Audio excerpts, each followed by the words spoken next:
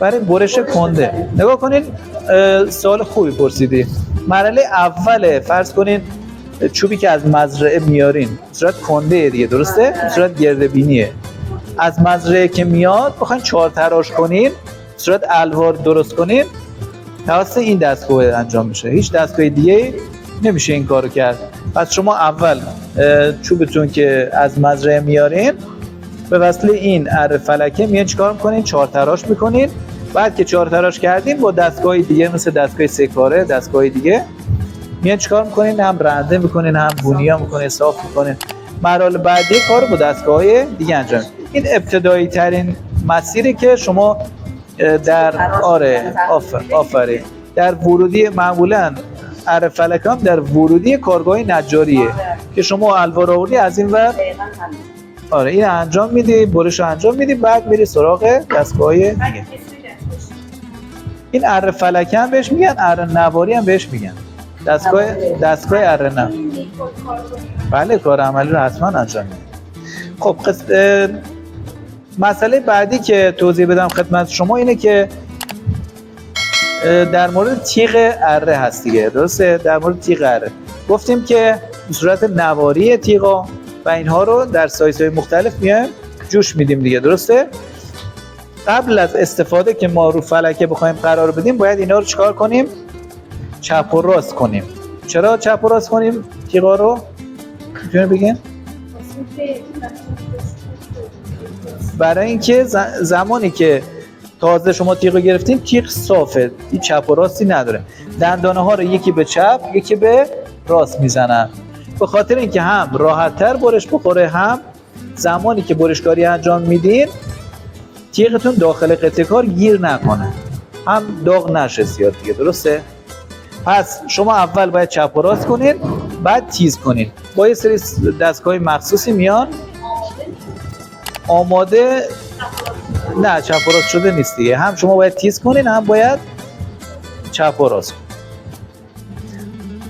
خب مسئله بعدی که در مورد تیغ باید رعایت کنین اینه که زمانی که شما فرض کنین حالا رو دستگاه قرار دادین یا فرض کنین قبلا بوده، باید مراحل ابتدایی فرض کنین بازدید تیغ رو باید هر روز که آمدین داخل کارگاه انجام بدین. بازدید تیغ هم به این صورته که شما از یک محلی برای خودتون علامت بزنید، یا بهتره که از محلی که تیغ جوش خورده دیگه، از محلی نگاه کنید، از این قسمت جوش دادن به هم دیگه، درسته؟ از محل جوش پیدا میکنین، یک دور کامل میاین چیکار میکنین؟ بازدید میکنین. معمولا تیغ هایی که حالا مشکلاتی که برای تیغ پیش میاد ترک های موییه. یه سری ترک های مویی جای این قسمت های فرو رفتگی تیغ ایجاد میشه. اون ترک ها به مرور که فشار به تیغ میاد از اونجا ترک میخوره و باعث شکستن تیغ میشه. قبل از شروع کردن حتما این بازدید رو انجام بدین که اگه ترک مویی داشته باشه سریع تیغ رو عوض کنین، چون اگه عوض نکنین به محض اینکه قطعه کار برخورد کنه سریع تیغ میترکه و حالا شکستنش باز مسائل ایمنیش رو توضیح میدم که چه مراحلی داره و چه خطراتی داره.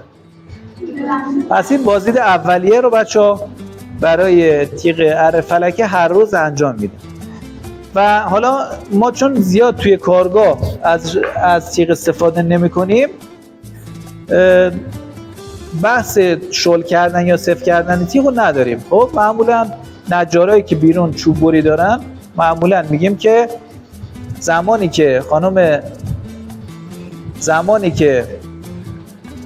فرض کنید کارتون تمام شد تیغ داغ میشه دیگه، درسته؟ تیغ داغ میشه و انبساط پیدا میکنه، شما مجبوری که تیغتون رو سفت کنین دیگه، درسته؟ برای کار کردن، ادامه کار کردن مجبورین تیغتون رو سفت کنین چون انبساط پیدا میکنه و تیغ کش میاد.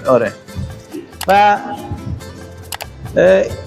بعد اینکه کارتون تمام شد حتما باید چیکار کنین؟ تیغ رو شل کنین. تیغ رو شل کنین که اون خنک میشه، برمیگرده حالت سر جاش، جمع میشه. و اگر شما تو همه حالت قرار بدین شل نکنین و سفت بشه، یا اینکه تیغتون میشکنه یا اینکه ترک مویی فشار بهش میاد و ترک مویی میخوره و دیگه کلا تیغتون آره چک کنین که مشکلی پیش نیاد. درست؟ اینه دیگه. با این فلکه شما میتونین مقدار شل و سفت بودنش رو با این تنظیم.